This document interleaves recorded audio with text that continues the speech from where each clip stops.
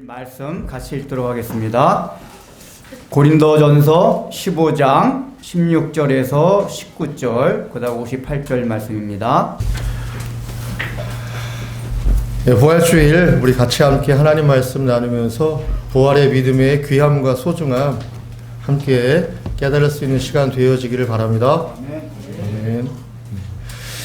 고린도는 로마의 제국 도시들 가운데 가장 부유한 도시 중에 하나였습니다. 이 고린도에는 2만 명을 한꺼번에 수용할 수 있는 야외 대극장이 있었습니다. 그리고 고린도는 당시 지중해 연안의 무역을 거의 독점하다시피 관장하고 관리하였던 무역 항구 도시였습니다. 그리고 우상의 도시였습니다. 무역 항구 도시다 보니 각 나라, 각 민족의 여러 사람들이 모이게 되었고 그 가운데에서 여러 우상들도 함께 고린도 교회에 모이게 되었던 거죠. 그래서 정말 많은 우상들의 신전들도 세워졌습니다. 기록에 의하면 고린도 도시에는 약 1000명에 달하는 신전을 섬기는 무녀들이 있었다라고 전해집니다.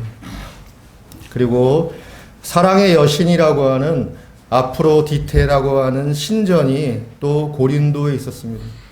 그래서 고린도라고 하는 이 도시는 굉장히 향락의 도시이자 문란한 도시였다라고 하는 것입니다. 바로 이 고린도라고 하는 이 지역에 사도 바울이 예수 그리스도 부활의 복음을 들고 고린도에 들어가게 되어집니다. 그 들어가는 장면이 정확하게 사도행전 18장에 기록으로 전해지고 있습니다. 바울이 고린도 지역에 들어갔을 때에 그 지역에서 브리스길라와 아굴라라고 하는 아주 신실한 믿음의 동역자 부부를 만나게 되어집니다. 그리고 성경은 이 브리스길라와 아굴라 그리고 사도 바울의 관계를 아주 귀한 관계로 자주 묘사합니다.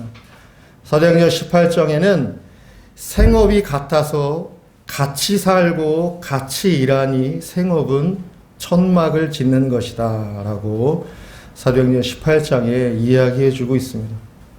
그렇게 사도 바울은 그리스도 예수의 부활의 복음을 고린도 교회에 증거하고 고린도 지역을 낮에는 일을 하고 오후나 저녁에 시간이 될 때 복음을 전하고 섬기면서 고린도 교회를 세워가게 되었던 것입니다. 당연히 그 안에서도 여러 회방과 방해와 어려움이 있었습니다.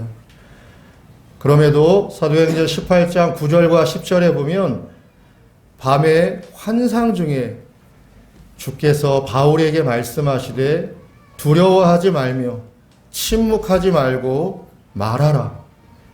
내가 너와 함께 있음에 너를 대적해서 너를 해롭게 할 자가 없으리니 이 성에 나의 백성이 많이 있느니라 라고 하는 말씀을 사도 바울에게 주셨습니다. 사도 바울은 그 후 18개월 동안 고린도 지역에 머물면서 고린도 교회를 세우게 되어졌던 것입니다. 그래서 바울이 세운 교회 가운데 가장 큰 성장을 이룬 교회가 바로 고린도 교회였습니다. 그리고 하나님의 은혜가 굉장히 충만하게 역사적으로 임하였던 교회가 또 고린도 교회였습니다. 근데 그에 반해서 고린도 교회는 참 문제도 많았습니다. 고린도 지역이 워낙 향락과 문란의 문화가 아주 흔한 지역이다 보니까 여러 문제들이 있었고 분쟁도 있었고 그래서 고린도 교회 하면 신약의 교회 가운데 가장 문제가 많았던 대표적인 교회가 고린도 교회입니다. 그 가운데에 부활을 믿지 않는 자들이 있다라고 하는 말씀이 오늘 고린도전서 15장에 등장하게 되는 것입니다. 교회 안에 있는데 그래서 그 교회의 성도라고 불리워지는데 부활을 믿지 않는 자들이 있었다라고 하는 것입니다. 분명히 바울이 복음을 전할 때 예수의 십자가의 죽음과 예수의 십자가의 희생과 그리고 예수의 부활의 복음을 전하고 증거하지 않았겠습니까? 그 증거의 복음을 받고 믿어서 고린도 교회의 성도가 되었을 것이 분명한데 어쩌다가 부활을 믿을 수 없는 사람들이 되어졌는가? 이해가 쉽지 않습니다.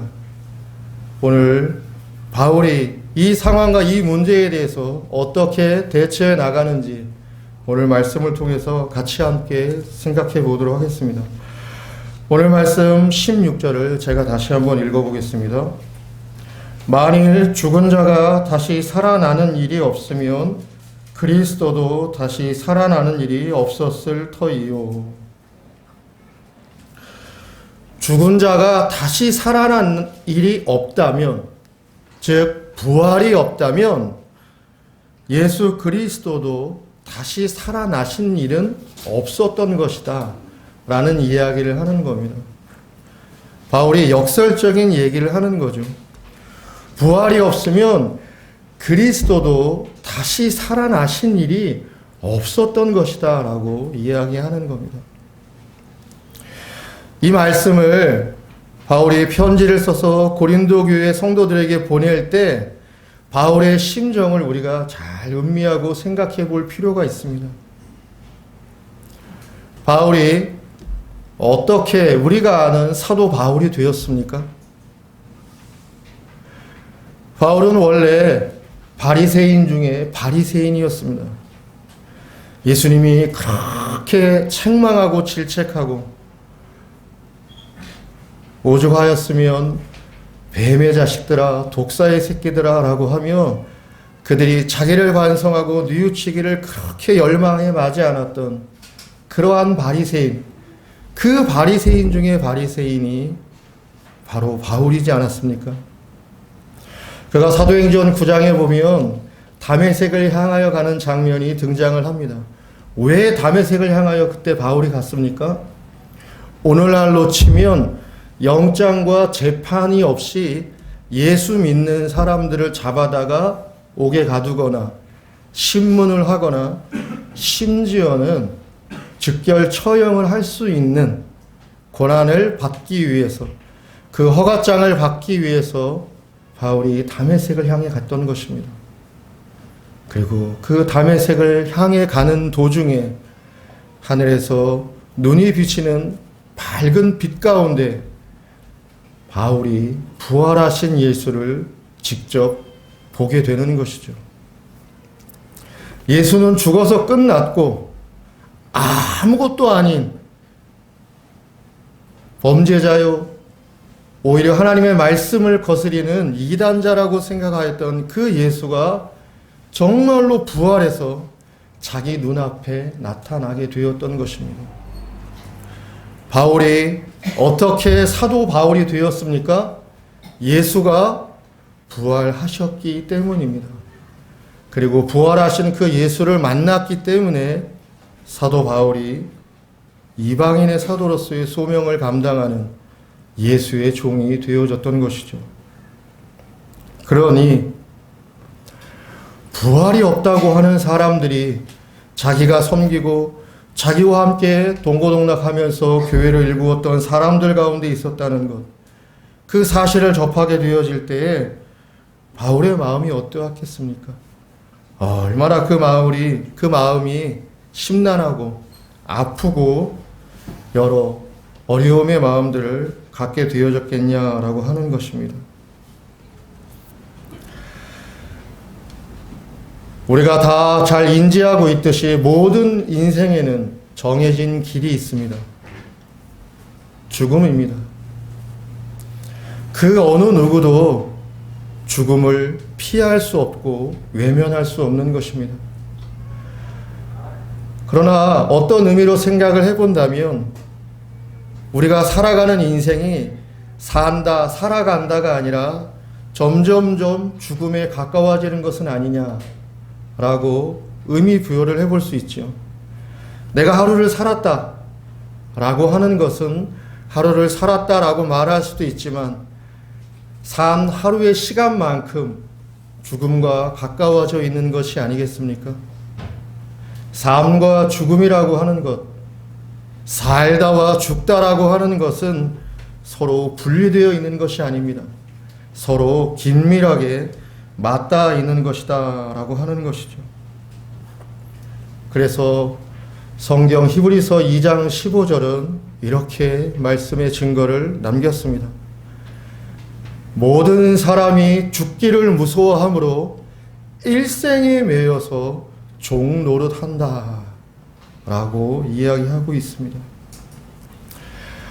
죽음이 잘 느껴지지 않으니까, 죽음이 나와 멀리 있다라고 생각하니까 죽음이 가깝게 이해되거나 마음이 깊이 와닿지 않을 수도 있습니다. 또한 죽음은 체험으로는 알 수 없습니다. 죽음은 단독으로, 개인으로 그 마지막에 죽음을 맞이하는 그 사람만이 알 수 있는 것입니다. 모든 우리가 죽음에 대한 내용의 경험들은 다 간접적인 체험인 것입니다. 부모님이 돌아가시나, 배우자가 먼저 가나, 가족 중에 누가, 혹은 동료 중에 누가 가나 하면서 간접적인 체험을 할 뿐이지, 직접적으로 죽음을 체험하는 일은 내가 죽는 그 순간 외에는 있을 수 없는 거죠. 그러나 여러분, 만약에 여러분이 오늘부터 일주일밖에 살 수 없다, 내 생명이 이제 일주일로 끝난다라고 한번 가정을 하고 여러분의 삶을 한번 되돌아보는 시간을 가져보시기 바랍니다. 물론 죽으면 죽는 거지 뭐 대단한 게 있겠어라고 하며 걷어차고 아무것도 아닌 듯이 객기를 부릴 수 있을지도 모르겠습니다. 그러나 정상적인 생각과 정상적인 생활을 하는 사람이라면 내가 오늘부터 이번 주말 마지막 토요일날 내가 죽음을 맞이한다라고 생각했을 때 오늘 하루를 어떻게 살겠습니까? 내일 하루는 무엇을 하며 살겠습니까? 이제 4일 남은, 그리고 그 다음 날은 또 어떠한 생각으로 살겠냐라고 하는 것입니다. 죽음은 생각하면 생각할수록 우리 가운데 중요한 화두이자 우리가 정말로 이 죽음에 매여 살고 있다라고 하는 것을 깨닫게 해주는 명확한 인생의 사실이 아닌가 싶습니다. 그래서 히브리서 2장 15절이 이야기하는 겁니다. 부활이 없다면, 그래서 인생이 죽음으로 종착돼서 끝난다고 하면 결국에는 모두가 육신의 인생의 자리에서 종노릇 하듯이 살 수밖에 없다라고 하는 거예요. 종노릇 하듯이 인생의 무의미를 벗어날 길이 없다라고 하는 것입니다.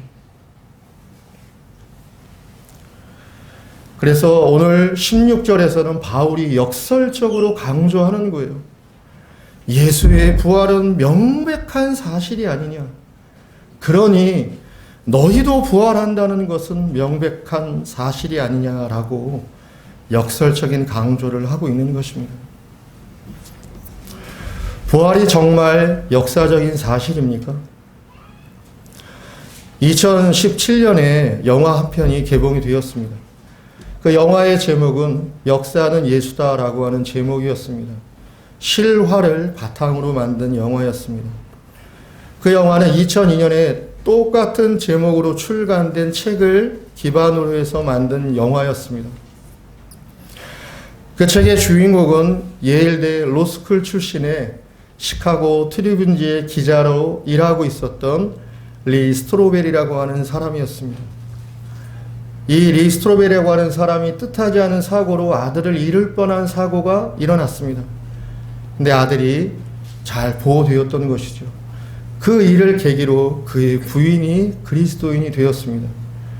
그를 도와줬던 간호사가 그리스도인이었기 때문에 그 안에서 그리스도인의 사랑을 느끼면서 그의 아내가 그리스도인이 되었던 것입니다. 그러나 이 리 기자는 철저한 무신론자였고 무신론자일 뿐만이 아니라 반기독교주의자였습니다. 자기의 아내가 기독교인이 되는 것을 말 그대로 눈 뜨고 볼 수 없었던 것입니다. 아내와 논쟁이 잦아지고 갈등이 잦아지고 왜 예수를 믿느냐? 예수 믿는 게 무슨 의미가 있느냐라고 하면서 반박을 하다가 그렇게 어렵고 힘든 시간을 보내던 중 어느 날 이 리 기자가 목표를 세웁니다. 내가 예수의 부활이 거짓이요 허위라고 하는 사실을 반드시 밝혀내리라고 하는 목표를 세우고 2년 동안 이 사람이 13명의 전문가들을 찾아다니면서 심층 인터뷰와 연구를 하고 나면서 예수의 부활은 허위다, 거짓이다라고 하는 것을 증명해내려고 했습니다. 그가 만났던 13명의 전문가들은 정말 전문가였습니다. 역사학자였고 고고학자였고 심리학자였고 신학자도 있었고 철학자도 있었고 사회학자도 있었습니다. 그렇게 열심히 최선을 다해서 엉뚱한 데에 빠져있는 자기 아내를 자기가 구해내겠다라고 하는 일념으로 2년의 모든 시간과 에너지를 바쳐가며 예수 부활의 거짓과 허구를 밝혀내려고 했습니다. 그리고 2년이 되었을 때 리는 하나의 결론에 이르게 되었습니다.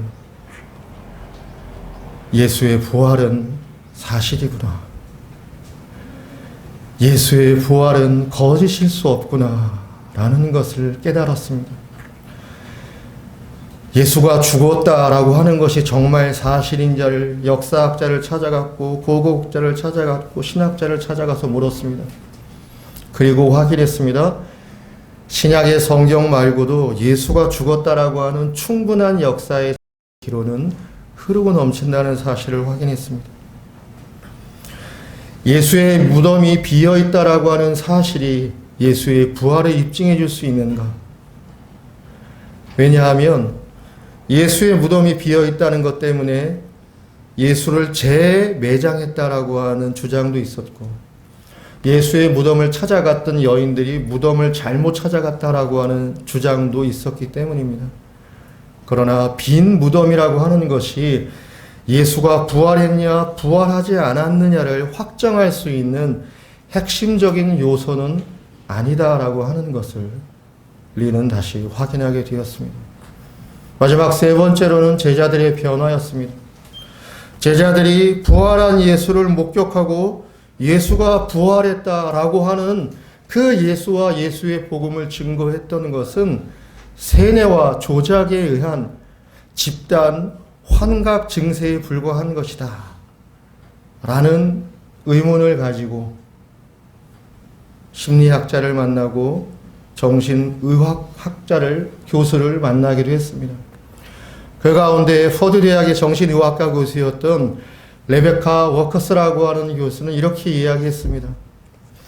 만약에 세뇌와 조작에 의한 집단 환각에 의해서 부활이 증거되었다고 하면 그런 일은 있을 수도 없거니와 만약 그런 일이 있었다고 하면 그건 부활보다 더 큰 기적이다. 그러한 상황 속에서 리는 2년 만에 자신의 목표와는 정반대되게 예수의 부활은 사실이었구나 라는 사실 앞에 마음과 무릎을 꿇고 그도 그리스도인이 되었던 것입니다. 보다 더 문명하고 보다 더 정확한 예수 부활의 현실과 사실이 있습니다. 2000년 동안 예수가 부활하신 2000년의 기간 동안에 만약에 예수가 부활한 게 거짓이라면 조작해낸 것이라고 한다면 그 2000년의 기간 동안에 과연 그 거짓이 밝혀지지 않을 수 있습니까? 세상이 아무리 험하고 세상이 아무리 어리석다고 해도 거짓은 언젠가는 진실이 밝혀지게 마련 아닙니까? 그렇지 않습니까? 잠깐은 사람들을 속일 수 있고 잠깐은 사람들을 기만할 수 있을지 모르지만은 진실은 가려지지 않는 것입니다. 진실은 사라지지 않는 것입니다. 2000년 동안 기독교가 예수 부활의 복음 위에서 유지되어 왔습니다. 2000년 동안 예수 부활에 대한 믿음을 고백하였던 그리스도인들에 의해서 교회는 세워졌고 이어져 오고 있는 것입니다. 이것보다 더 분명하고 명확하게 예수의 부활이 명백한 사실이었다는 것을 입증하고 증명해낼 만한 사실이, 증거가 또 무엇이 있을까 생각해 보게 되어집니다. 그러므로 성도 여러분, 예수의 부활은 명백한 사실입니다. 그러므로 예수를 믿고 있는 우리들의 부활도 명백한 사실이다라고 하는 것입니다. 오늘 17절을 계속 읽어보도록 하겠습니다. 그리스도께서 다시 살아나신 일이 없으면 너희의 믿음도 헛되고 너희가 여전히 죄 가운데 있을 것이요. 예수의 부활이 없었다고 한다면 우리의 믿음이 헛것이었다라고 사도 바울은 얘기하고 있습니다. 왜 그렇습니까? 왜 예수의 부활이 없으면 예수를 믿는 믿음은 가짜요 헛것이 되는 것입니까? 예수가 말씀하셨기 때문에 그렇습니다.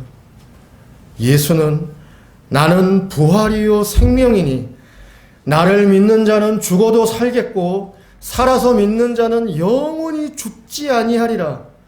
네가 이것을 믿느냐? 이 말은 예수의 말이었습니다. 부활이 반드시 있을 것인데 생명의 부활이 있고 심판의 부활이 있을 것이다. 예수의 말이었습니다. 그런데 만약 예수가 부활하지 않았다면, 부활이 없었다면 어떻게 되는 겁니까? 예수가 거짓말한 것입니다. 거짓말한 사람을 어떻게 믿습니까, 여러분? 거짓말한 사람을 어떻게 내 인생을 맡기고 그 사람을 신뢰하며 그 사람의 교훈을 따라 내 인생의 자리를 좌우하면서 그 사람을 본받으려고 하겠냐라고 하는 것입니다. 그러니 예수가 부활하지 않았다면 예수를 믿는 믿음은 헛것이 되는 것입니다. 또한 예수의 부활이 없으면 사도 바울은 우리가 여전히 죄 가운데 있는 것이다 라고 이야기합니다. 여전히 죄 가운데 있다는 것은 무엇을 말합니까? 여전히 하나님의 진노와 심판 아래 머물러 있는 것이다 라는 것입니다. 십자가의 죽음과 예수의 부활은 분리될 수 있는 게 아닙니다. 만약에 예수가 십자가에서만 죽고 부활하지 않았다면 우리의 구원은 그냥 이 땅에서 살아가는 인생 안에서의 구원에 지나지 않았을 것입니다. 그러면 그 구원이 뭐 그렇게 대단하고 뭐 그렇게 의미가 있겠습니까? 이 땅에 사는 동안만의 구원이라고 하면 내가 이 땅을 사는 동안 나에게 조금의 위로와 도움과 힘이 되어줄 만한 게 예수 말고 없습니까? 왜 그렇습니까? 왜 이러십니까? 예수 말고 많지 않습니까? 십자가의 죽음과 예수의 부활은 떼어낼래야 떼어낼 수 없는 완전한 하나로 있어야지만 우리의 구원은 온전한 것이고 하나님의 말씀도 진리가 되어지는 것입니다. 여전히 죄 가운데 있다라고 하는 것은 인간에게 어떠한 희망도 어떠한 평안도 없다라고 하는 것을 달리 표현해 주는 것입니다. 살다 보면 희망 섞인 날이 있기도 합니다. 살다 보면 마음도 편하고 기분도 좋은 날이 있기도 합니다. 그러나 그때뿐이지 않습니까? 그때가 지나면 희망은 온데간데 없어지는 것이고 평안과 안식은 어디서 찾아볼래야 찾기 쉽지 않은 게 되어버리는 게 아닙니까?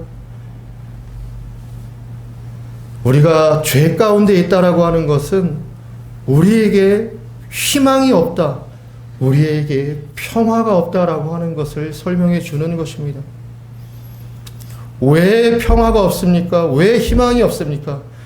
인간은 자기 스스로의 노력으로는 절대로 자기의 고독과 자기의 허물을 이겨낼 수 없기 때문에 그런 것입니다. 가족이 있어서 나는 고독하지 않아, 내 가족이 있기 때문에 내 인생은 허무하지 않아라고 생각하십니까? 정말 그렇습니까? 물론 그럴 때 있습니다. 그러나 인간의 많은 씻기 어려운 눈물 어린 상처와 슬픔은 가족 안에서 일어나는 거 아닙니까?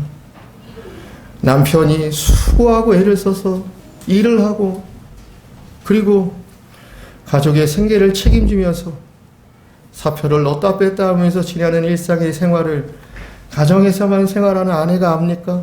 모릅니다. 집안에서 온통 집안일에 치여서 집안일에 수고하고 집안의 모든 것들을 돌보며 일을 하는 그 눈물 어린 노력, 그 정말 애쓰고 수고하는 그 노력을 밖에서 일하는 남편이 잘 알고 이해합니까? 자식들이 부모가 자기를 위해서 얼마나 애쓰고 수고하고 마음 졸이며 교육하고 가르치고 좋은 인생을 살아가기 위해서 얼마나 부모가 수고하고 애쓰고 노력하는지 자녀가 압니까?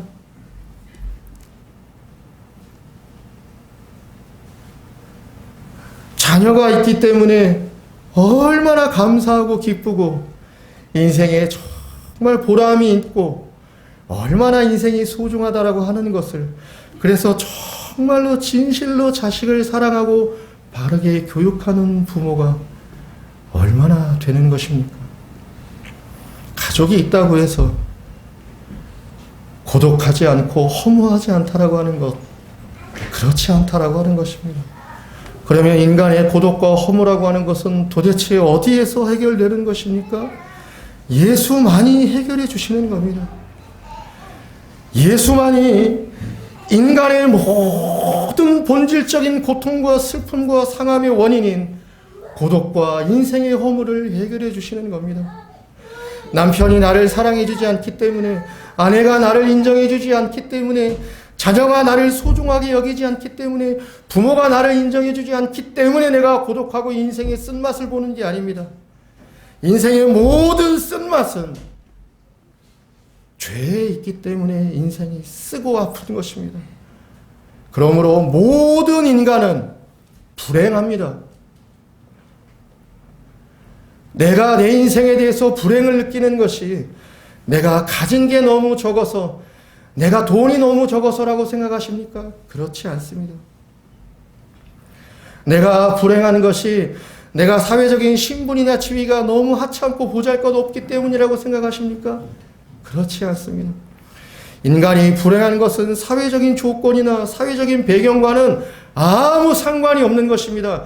그런 데서 어떠한 슬픔이나 고통을 느끼는 것은 그가 가지고 있는 죄, 그의 욕심에 기인하는 것이지, 돈의 유무, 건강의 유무, 사회적인 조건의 유무가 그의 불행의 원인이 아닌 것입니다. 인간이 왜 불행하냐? 인간이 불경건하고 불의하기 때문에 불행한 거예요. 하나님을 마음에 두고 하나님을 의식하며 살고 싶어하지 않기 때문에 그런 것입니다. 탐욕과 이기심은 누구든지 예외가 없는 것입니다.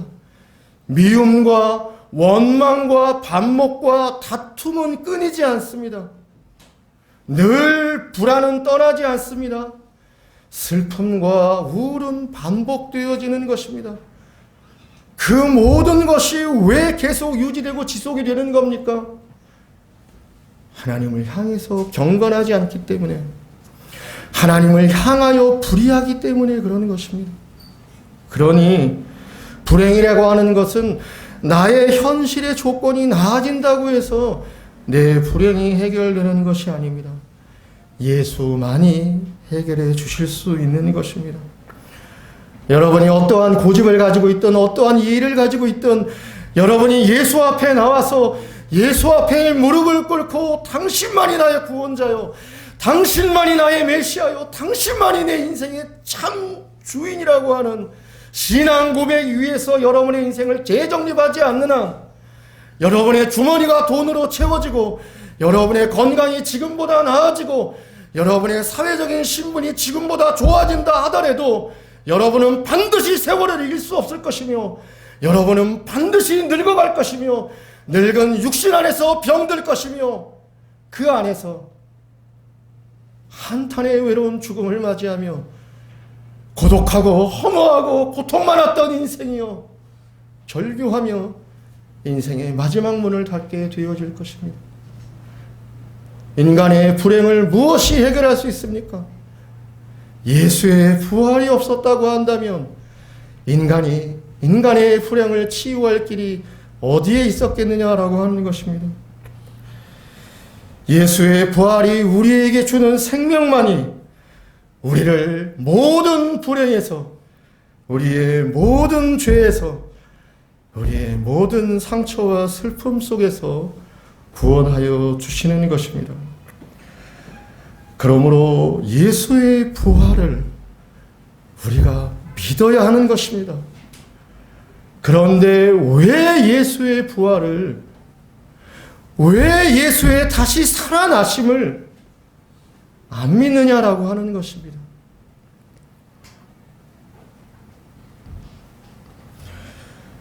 그 이유를 19절에서 사도 바울이 밝혀줍니다. 이 세상의 삶 때문이다라고 하는 거예요.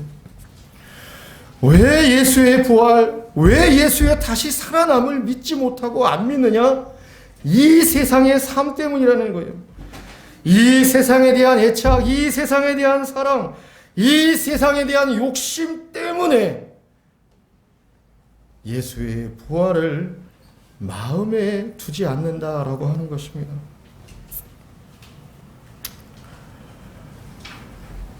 교회란 무슨 제도도 아니고 무슨 공간이나 건물도 아니고 이러지 않습니까? 교회란 예수 믿는 한 사람 한 사람이 교회입니다. 예수의 부활을 믿는 사람들이 함께 모여있는 그 모임이 교회 아니겠습니까? 고린도 교회는 정말 문제가 많았던 교회입니다.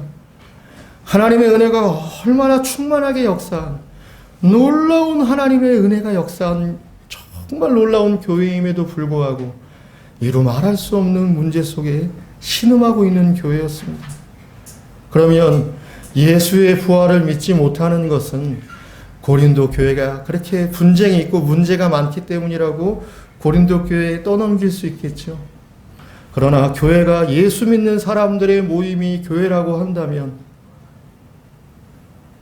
예수로 인한 최초의 교회는 어디에 있는 것입니까? 제자들에게 있는 것입니다. 예수님이 12명을 세워서 3년을 동고동락하며 함께 생활하고 함께 하나님의 말씀을 전하고 듣고 함께 생활하였던 12명의 제자들이 신약의 최초의 교회가 아닙니까? 고린도 교회니 갈라디아 교회니 에베소 교회니라고 하는 제목을 붙이지는 않았지만 예수 믿는 사람들의 모임이 교회이기 때문에 제자들이 첫 번째 교회인 것입니다. 그러면 성도 여러분, 그 제자들은 예수의 부활을 믿었습니까? 예수님이 예루살렘에 입성해서 금요일날 십자가에 달려 돌아가시고 3일 후 주일 새벽 아침에 부활하시기 전에 예수님께서 자기의 순환과 죽음과 부활을 3차례 반복해서 이야기했습니다. 내가 순환받을 것이고 버려질 것이고 죽을 것이다. 그러나 사흘 만에 다시 살아나리라. 3번을 이야기했습니다. 그 3번을 얘기하는 동안에 제자들의 태도와 자세를 보면 믿지 않았습니다. 듣지도 않았습니다. 제자들이 한 일이라고는 네가 크냐 내가 크냐 서로 다투었던 것입니다. 마가복음 16장에 보면 예수의 부활을 첫 번째로 목격하였던 여자가 등장을 합니다. 예수의 부활을 첫 번째로 목격했던 대상이 여자예요. 이게 왜 중요한지 아십니까? 당시의 여자는 사회적으로 아무 인정과 대우를 못 받았습니다. 여자가 무슨 말을 하면 여자가 하는 말이기 때문에 아예 싹 무시하던 시절입니다. 인구가 몇 명인지 조사할 때 여자는 숫자에 포함도 시키지 않던 시절입니다. 그러나 하나님의 역사는 그러한 여자의 입을 통해서 최초로 예수의 부활이 증언되게 하셨던 것입니다. 놀랍지 않습니까? 그때 그 여자가 누구냐? 7 귀신이 들려서 망가진 인생을 살았던 막달라 마리아였습니다. 막달라 마리아가 최초로 예수의 부활을 목격하고 증언받고 제자들에게 찾아가서 예수가 다시 살아나셨다, 예수가 다시 부활하셨다라고 이야기했습니다. 근데 마가복음 16장은 뭐라고 이야기하는지 아십니까? 아무도 믿지 아니하였다라고 이야기하고 있습니다. 누가복음 24장에는 예수님의 무덤을 찾아갔던 세 여인의 장면이 등장합니다. 이 세 여인이 무덤을 찾아갔는데 무덤이 비어 있습니다. 천사가 나타나서 말씀하신 대로 살아나셨으니 예수가 부활하셨다라고 이야기합니다. 그 이야기를 듣고 이 세 여인이 제자들에게 찾아가서 예수가 부활하셨다라고 증언하고 이야기해 줍니다. 그때 베드로가 가장 먼저 버선발로 뛰어가서 예수님의 무덤으로 가서 예수님의 무덤을 확인하였습니다. 그랬더니 정말로 예수의 무덤이 비어 있었습니다. 그래서 베드로가 예수의 부활을 믿었다고 생각하십니까? 누가복음 24장의 베드로의 말을 생각해 보면 베드로가 놀랍게 여겼다라고 이야기하고 있습니다. 무슨 말입니까? 황당해했다는 거예요. 시체가 어디 갔지? 뭐 이런 일이 있어? 황당하다라고 했던 것입니다. 그리고 뭐 했냐? 집으로 돌아가니라. 예수가 3번이나 부활을 강조하고 언급했는데 베드로의 마음 안에 있지 않았던 것입니다. 고린도 교회에 문제가 많았기 때문이 아니라 예수님과 3년을 동고동락하였음에도 부활한 여인이 부활하신 예수를 봤다고 이야기를 해도 그 제자들도 믿지 않았던 것입니다. 언제 믿었습니까? 사도행전 2장에 예수가 하늘로 승천하시고 오순절날 예수의 영이 성령의 영이 임하여서 예수가 그들을 새롭게 하여 주셨을 때 그때 비로소 그들이 회복이 되어져서 우리가 아는 제자가 아닌 예수의 소명을 따라서 예수의 길을 걸어가는 사도들이 되어졌던 것입니다.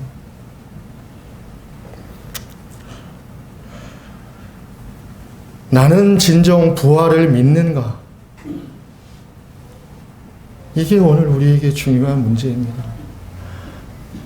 부활을 믿는다라고 하는 건 무엇을 의미합니까? 다시 살아났다. 다시 살아날 것이다. 그걸 아는 것이 부활을 믿는 것입니까? 아닙니다. 부활을 믿는다라고 하는 것은 예수를 정말로 따르기로 예수의 길을 나의 길로 삼아서 그 길을 걸어가겠다라고 하는 마음의 각오와 결심이 있는 것을 가리켜서 예수의 부활을 믿는다, 나의 부활을 믿는다라고 이야기하는 것입니다.